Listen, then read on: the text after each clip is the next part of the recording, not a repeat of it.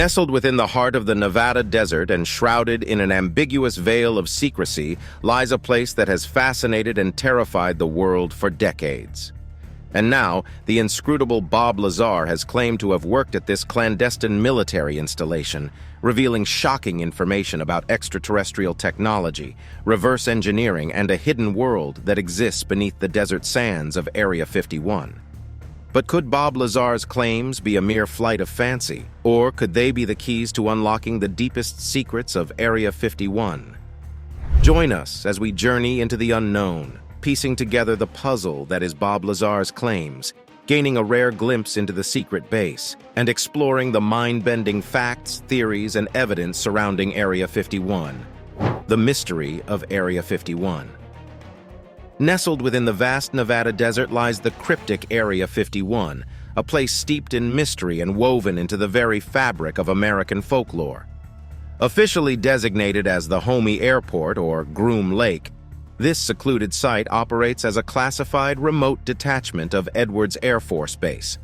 Its intriguing history and cultural significance have painted a captivating portrait of government secrecy and an enduring fascination with extraterrestrial phenomena, capturing the collective imagination of the public. The genesis of Area 51 traces back to the heart of the Cold War, circa the mid-1950s. At that time, the United States government, under the watchful eye of the Central Intelligence Agency, embarked on a mission to develop high-altitude surveillance aircraft. This endeavor, known as the U-2 project, demanded an isolated and concealed testing ground, leading to the establishment of Area 51 in 1955. Situated amidst towering mountains and arid desert expanses, the location provided an ideal backdrop for clandestine operations, far from prying eyes. During its early years, the government barely acknowledged the existence of Area 51. Its primary mission revolved around testing and advancing reconnaissance aircraft, including the U-2, A-12, and the stealthy F-117 Nighthawk. The unconventional designs and advanced capabilities of these aircraft often led unsuspecting observers to mistake them for UFOs, sparking early speculations about the mysterious activities transpiring within the confines of the base. Area 51, thus, became a crucible of intrigue, shrouded in secrecy and forever etched into the annals of American legend. A glimpse into the secret base of Area 51. Area 51, once the best-kept secret within the vast Nevada test site, has now become a well-known hub of covert activities. Even the Soviets, our Cold War rivals, routinely dispatched spy flights to catch a glimpse of what transpired here. Today, we unveil never-before-seen photos that offer a glimpse into this cryptic place. Amidst the arid expanse, you'll find the dry bed of Groom Lake, corrugated metal structures, and a striking 3-mile runway. This isn't your typical airstrip. It's home to highly advanced radar and detection equipment. Over the years, Area 51 has worn various monikers: Dreamland, the Ranch, and the Skunk Works. If there's a place tailor-made for hush-hush technology testing, this is it.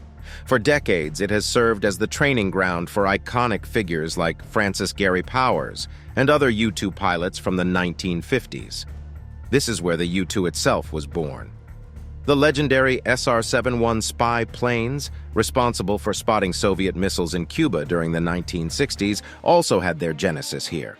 Stealth technology found its nurturing ground at Area 51, and it remains a hotspot for testing advanced Star Wars devices. The site has played host to all sorts of CIA clandestine operations, meticulously hatched and refined. Indeed, Area 51 is the perfect setting for the most confidential of endeavors, and its notoriety is no longer a secret. Area 51 is encircled by the sprawling and restricted expanse of the Nevada test site, shadowed by the imposing Groom Mountains, and bordered by desolate stretches of uninhabited desert. The few hardy souls who call this remote area home might not have warm feelings for the military presence, but they are deeply conservative, fiercely patriotic, and mostly keep to themselves. If you were to inquire about strange sightings, you might find yourself at the Rachel Bar and Grill on any given night.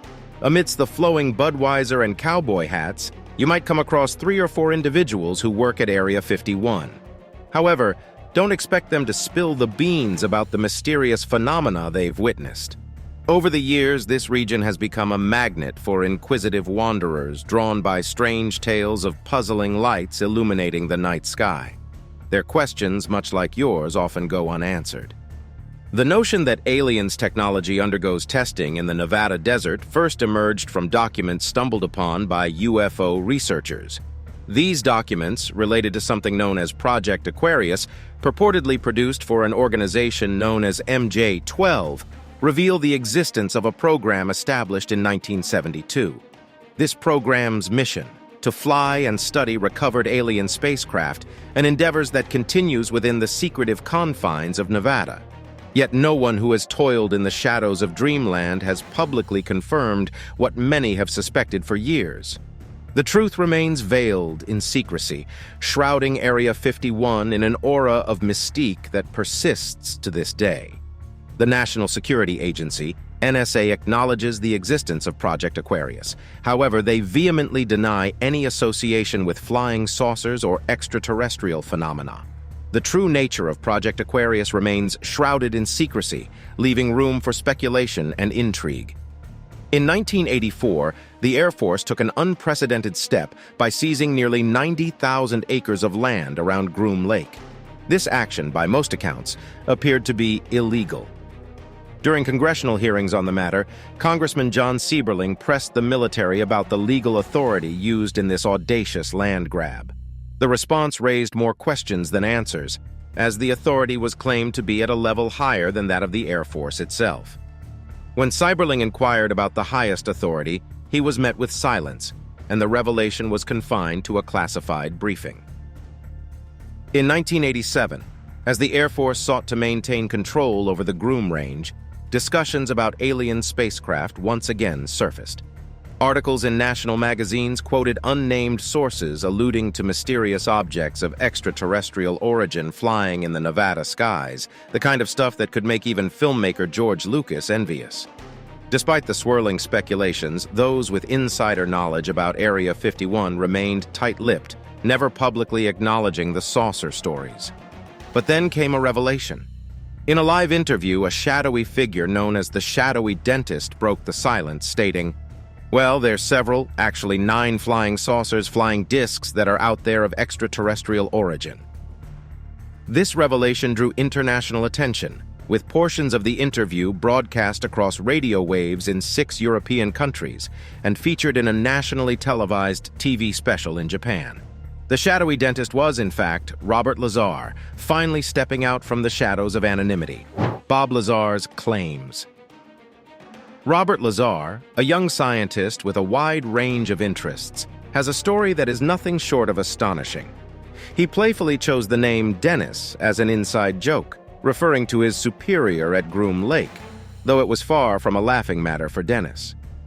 Lazar recalls the moment Dennis called him, a chilling conversation where Dennis ominously asked, "Do you have any idea what we're going to do to you now?"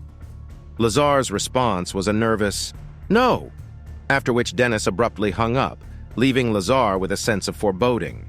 Lazar's tale is extraordinary by any measure, and he insists that he's revealing it to protect himself.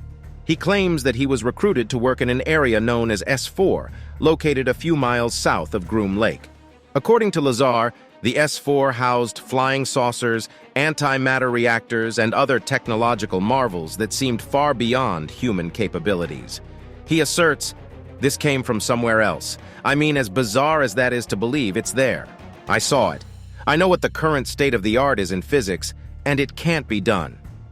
However, verifying Lazar's credentials proves to be a complex endeavor.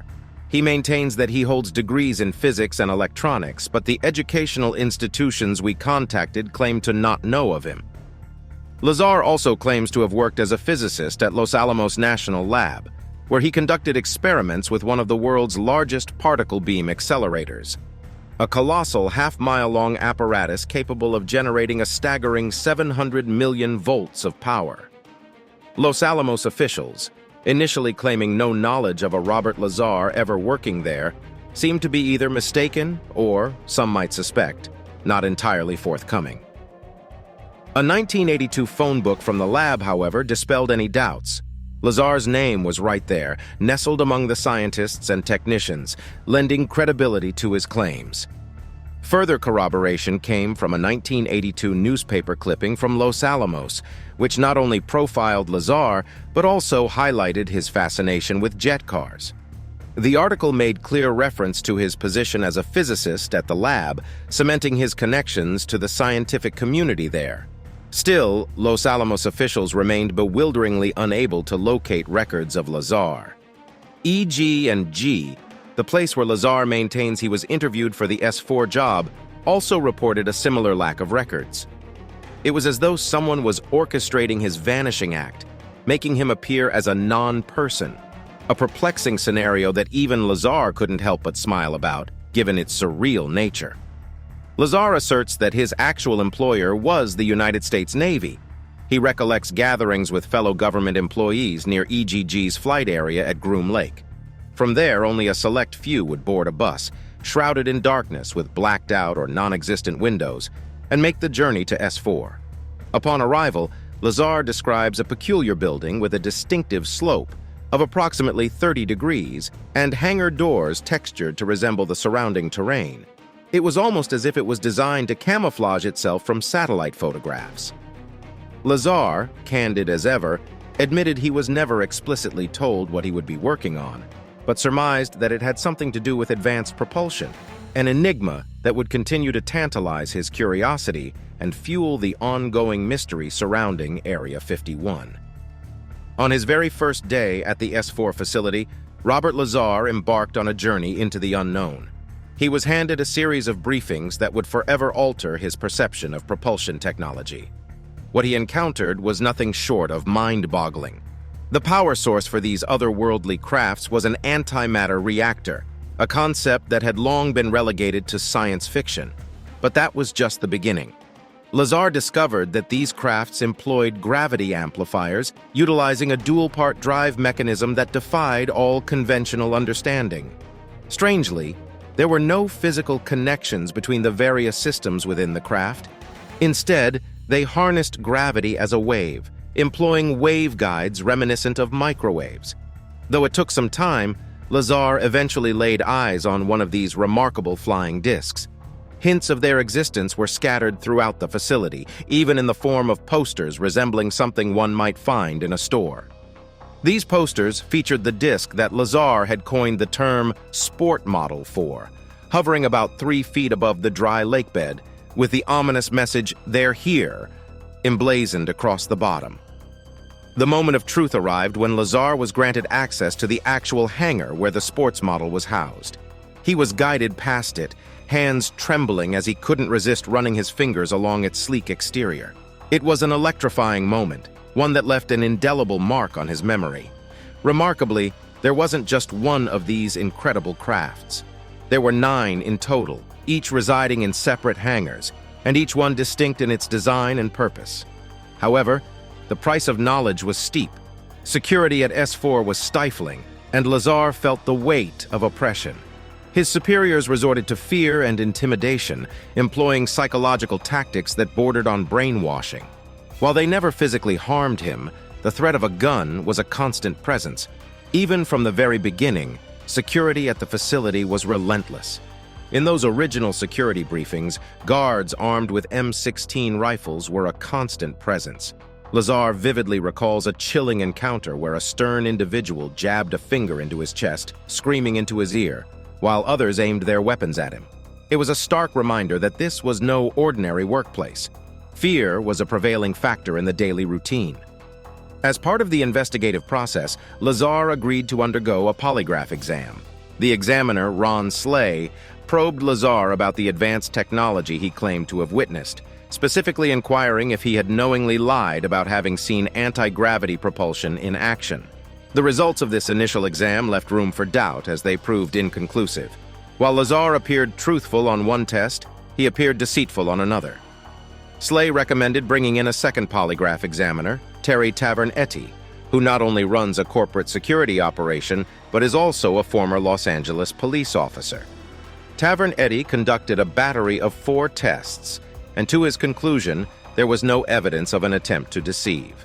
It was a turning point that led him to believe that Lazar's claims held some credibility. Tavernetti shared the test results with a third polygraph examiner, who concurred that Lazar's responses appeared truthful. These compelling charts then found their way to a fourth examiner, who introduced a note of skepticism. This examiner suggested that Lazar might have been relating information he had learned from someone else, adding another layer of complexity to the inscrutable puzzle that was Robert Lazar's account. The polygraph examiners huddled together, grappling with the complex task of determining Lazar's truthfulness. They opted not to issue a final statement on his veracity, recognizing that more specific and comprehensive testing was needed to unravel the enigma that was Robert Lazar. Thus, the situation hung in the balance, awaiting further scrutiny and probing. Tavernetti, one of the examiners, delved into the heart of the matter, acknowledging that Lazar's difficulty in conveying the truth might stem from the profound fear that had been drilled into him. Emotions ran deep in this case, and within the realm of polygraph examinations, it all boiled down to fear. The fear of being caught in a lie, knowing that dire consequences loomed if one strayed from the sanctioned narrative. Yet Lazar remained resolute. He firmly asserted, "I am telling the truth." His conviction was unwavering as he sought to emphasize the profound implications of what he had experienced. For him, it was about more than personal validation. It was about the potential revelation of a monumental event in human history, an event that would signify contact with another intelligent species from a distant world, an occurrence of unparalleled significance. Lazar's belief was firmly anchored in the tangible evidence he had witnessed. He held steadfast to the notion that the technology he had encountered was beyond the scope of human ingenuity. It was an unshakable conviction that what he had seen, touched, and worked on was absolute proof of extraterrestrial existence. In his view, there was simply no way that humans could have devised or manufactured such advanced systems, power supplies, and flying discs. Bob Lazar's credibility. Bob Lazar burst into the public eye in 1989 with a remarkable claim. He asserted that he had been employed at a secretive location just south of Area 51, which he referred to as S4. In a series of interviews with Las Vegas journalist George Knapp, Lazar divulged the astonishing details of his experiences. With his face concealed in the air, Lazar boldly revealed, "There's several, actually 9 flying saucers, flying discs that are out there of extraterrestrial origin." It was a revelation that sent shockwaves through the world, raising the question of whether this was real or an elaborate fabrication. Lazar believed it was imperative to share this well-guarded secret with the world, even if it meant endangering his own life. His desire to reveal the truth left those who heard his story in awe, their jaws figuratively dropping as they grappled with the enormity of his claims. Recognizing the potential magnitude of the story, George Knapp embarked on an exhaustive 8-month investigation to substantiate Lazar's assertions. Before his tenure at S4, Lazar asserted that he had been a physicist at the Los Alamos National Laboratory, a renowned facility associated with the development of the atomic bomb. As the investigation unfolded, it became increasingly apparent that Bob Lazar's revelations were not to be taken lightly. The quest for truth would lead down a convoluted path, filled with intrigue and skepticism. The pivotal question that loomed large in this investigation revolved around Bob Lazar's employment history, specifically his claim of working at Los Alamos. The idea was that if he indeed held a technical or scientific role there, it would lend credence to the possibility of his employment at a place as secretive as S4. This question became the linchpin of our inquiry. Initially, when Los Alamos was reached out to, their response was a terse, "Nope, we have no record of a guy named Bob Lazar." Undeterred, a phone book was obtained from the Los Alamos lab, and lo and behold, there was his name listed within its pages. Armed with this newfound evidence, Los Alamos was then called back, almost feeling the exasperation on the other end of the line. "Hey!" with clamor, "he's right there in the phone book." Finally, they conceded with a hint of resignation, admitting, "Yeah, we've got a record of him being here." Our investigation affirmed Bob Lazar's credibility when it came to his background, scientific training, and over 2 decades of work history. This newfound verification was a significant step in piecing together the puzzle of his ambiguous claims. Critics had long contended that there was no concrete evidence of any secret military base in the Nevada desert. However, a watershed moment occurred in 2013 when a Freedom of Information Act request compelled the CIA to publicly acknowledge the existence of Area 51. This revelation set off a global explosion of interest in the story of Area 51, catapulting it from obscurity to household name status. It became abundantly clear that the reason Area 51 was now a part of our common vernacular could be traced back to the revelations made by Bob Lazar and George Knapp in 1989. Their groundbreaking reporting had etched it into the annals of history. In the eyes of many researchers, the government's acknowledgement of Area 51 transformed Bob Lazar from a UFO pioneer into a whistleblower of unparalleled significance. As he succinctly put it, "My name's Bob Lazar. I'm known for working at a classified base known as S4 out in the Nevada desert near Area 51, where we reverse-engineered alien spacecraft." Amid the swirling debates surrounding Bob Lazar's extraordinary claims, the question of their veracity lingered. Captain David Fruehauf, a former Air Force pilot who had his stint at Area 51 from 1979 to 1985, brings a fresh perspective. While he was never privy to alien technology during his tenure, he affirms that Lazar's narrative about the facility is entirely authentic. Fruehauf recalls the times when Area 51 personnel were aware of the existence of S4, yet remained in the dark about its clandestine operations. However, intriguingly, some of his former colleagues, after he departed from Area 51, confessed to encountering Bob Lazar at the facility. These confessions, shared recently with Fruehauf, add a layer of corroboration to Lazar's accounts. Intriguingly, Fruehauf, who had once approached Lazar's claims with skepticism, now finds himself swayed by the mounting evidence. He observes that over time, Lazar's statements have coalesced into a remarkably coherent narrative, leading him to conclude that Lazar is indeed a credible source. Now, it's time for today's subscriber pick. It's time for today's topic. Amid the relentless sun of an unfamiliar desert, an awe-inspiring spectacle emerged, a colossal and mysterious spacecraft. Its metallic sheen glinted in the relentless sunshine. Its design defied earthly convention, a massive disk hovering mysteriously above the sands. Beneath the mammoth craft, an equally perplexing sight awaited discovery, a long vehicle with an insatiable hunger for cargo, positioned as if ready to ingest materials from the alien behemoth. Bob Lazar, an inscrutable figure himself, stood before this bewildering tableau, his mind churning with questions and theories. In his distinctive, raspy voice, Lazar pondered aloud, "Could it be that humans have finally cracked the secrets of extraterrestrial engineering? Have we, in some clandestine laboratory, allied with beings from the stars? Or perhaps, in this desert, far from prying eyes, this towering structure serves as nothing more than a makeshift shelter against the relentless sun?" The world watched in collective astonishment as Lazar's commentary unfolded, every word tinged with a sense of the unknown. Conspiracy theories swirled, scientists debated, and governments offered vague denials. Share your thoughts on this topic. Theories about Element 115 alien gravity propulsion. Mr. Lazar delves into the intricacies of the spacecraft's propulsion system, unveiling the enigmatic mechanisms that drive these otherworldly vehicles. The spacecraft's inner workings span multiple floors, each housing crucial components. One level below, you encounter the gravity and mirrors, elements essential to the craft's functioning. At the heart of it all, the central antenna acts as an extension of the reactor, and it's surrounded by a waveguide. This waveguide serves a remarkable purpose, enabling the emission of a gravity wave, which takes on a distinctive heart-shaped form enveloping the entire craft. This peculiar waveguide is pivotal in creating the distortion required for spacefolding. Remarkably, the gravity emitters, a set of 3, are adjustable to a remarkable degree. They can pivot up to 180 degrees.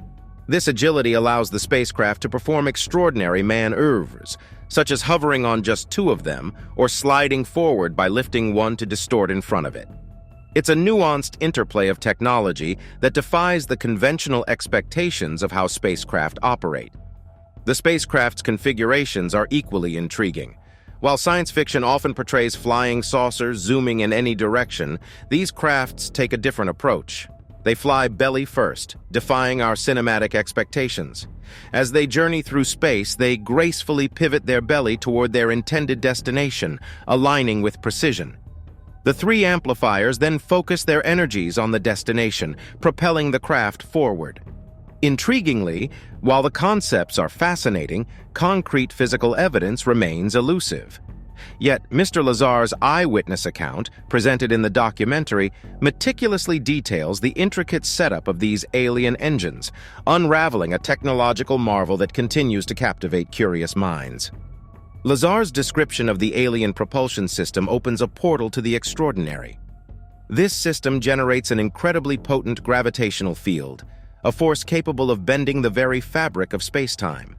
In essence, it brings the destination to the source, enabling interstellar journeys that defy the constraints of conventional linear travel at near-light speeds.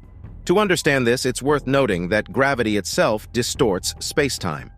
Every massive object, including your own body, exerts this influence on the space-time around it. What sets Mr. Lazar's account apart is the notion of creating a wormhole, a tunnel through space-time that offers instantaneous travel from one point to another. The idea of folding space or creating a wormhole has long been a subject of fascination in scientific circles and popularized in movies like Interstellar. However, it remains a theoretical concept not entirely new. The crux of the issue lies in the immense energy requirement. To form a wormhole large enough for a spacecraft to traverse and stable enough to last more than a mere fraction of a second, we'd need an astronomical amount of energy. To put it in perspective, consider that the energy needed would dwarf the yield of a hydrogen bomb, which converts just 2 pounds of matter into energy. We're talking about an energy magnitude that could turn the entire mass of our planet into pure energy. Lazar's claims about this advanced spaceship's energy source are indeed mind-boggling. He hints at utilizing Einstein's iconic equation, E is equal to mc squared, and possibly even more mass than that. But what's truly intriguing is his assertion that the spacecraft's fuel is derived from a relatively modest amount of element, 115, just a few hundred pounds of it. Now delving into the mystery of element 115. This element is the key to unlocking the immense energy required for such extraordinary propulsion. However, using only a few hundred pounds of any ordinary matter wouldn't come close to generating the colossal energy needed for this marvel. The notion of creating a wormhole, while tantalizing, comes with its own set of challenges. One major concern is the potential for everything in the vicinity to be drawn into the wormhole's grasp. Not only the spacecraft, but also the very air, buildings, trees, and even entire cities could be subject to this gravitational pull. Dr. Morgan posits that, theoretically, even the entire Earth could be at risk of being engulfed. This gravitational effect arises because distorting space-time generates gravity, and gravity doesn't discriminate. It exerts its force on all nearby matter. Hence, the spaceship, trees, buildings, and all else would be equally susceptible. While these ideas may seem fantastical, they've garnered attention for decades, partially due to Mr. Lazar's early mention of element 115 in 1989. The mystery of element 115, known as Meconium, adds another layer to the intrigue. Some wonder how Mr. Lazar could have known about this element even before its discovery in 2003. The secret lies in the periodic table. Elements beyond uranium, which stops at element 92, are not found naturally. They are crafted in laboratories. Over time, scientists synthesized elements like neptunium and plutonium. Currently, they've pushed the envelope to element 118. Predicting the synthesis of heavier elements doesn't require genius. It's based on scientific progress. You can safely anticipate that elements 120 will follow suit. So, predicting these future elements is more a product of science than clairvoyance. Lazar's astonishing claim is that element 115 plays a dual role. Not only does it generate gravity waves, but it also fuels the matter or antimatter reactor propelling the saucer. Here's how it works. A proton bombards element 115, embedding itself in the nucleus and transforming it into element 116. This newly formed element promptly decays, releasing a small but crucial amount of antimatter. Now, antimatter is almost identical to matter, except it carries the opposite charge. When antimatter collides with matter, they annihilate each other, converting into pure energy. It's a concept that sounds straight out of science fiction but demonstrates the immense power and potential of manipulating the very building blocks of the universe. Understanding antimatter and how it's utilized in Lazar's claims about the spacecraft's propulsion system is no small feat. Antiprotons, as he describes, are essentially protons but with a reverse charge, negative instead of positive. The real challenge here is obtaining antimatter, as it's not casually floating around like element 115. In Lazar's opinion, antimatter is created by converting energy into a proton-antiproton pair. The energy required to create a proton-antiproton pair is precisely equivalent to the energy released when these particles collide, annihilating each other. This means that the spacecraft's engines would, in theory, generate no net energy. They'd merely transform one form of energy into another. Now, addressing the credibility of Mr. Lazar's scientific claims inevitably leads us to his educational background. Stanton Friedman, a respected figure in both physics and ufology, delved into Mr. Lazar's academic history. Friedman is no UFO debunker. He's an advocate for UFO sightings. Friedman's findings reveal inconsistencies in Mr. Lazar's educational claims. For instance, Mr. Lazar mentioned studying under Bill Duxler at Caltech. However, Dr. Duxler never taught at Caltech but was a physics professor at Pierce Junior College. Moreover, Mr. Lazar's high school record placed him in the bottom third of his class, making it unlikely for him to be admitted to prestigious institutions like MIT or Caltech. These revelations raise questions about Mr. Lazar's academic and scientific credibility. It's conceivable that exceptional brilliance could warrant exceptions, but it's equally plausible that such records could be expunged or manipulated. Ultimately, there's the tantalizing possibility that Mr. Lazar has stumbled upon a revolutionary theory in physics that challenges our understanding of the universe, which would indeed be deserving of a Nobel Prize. Which of the theories surrounding Area 51 do you find the most intriguing? Let us know your opinions in the comments below.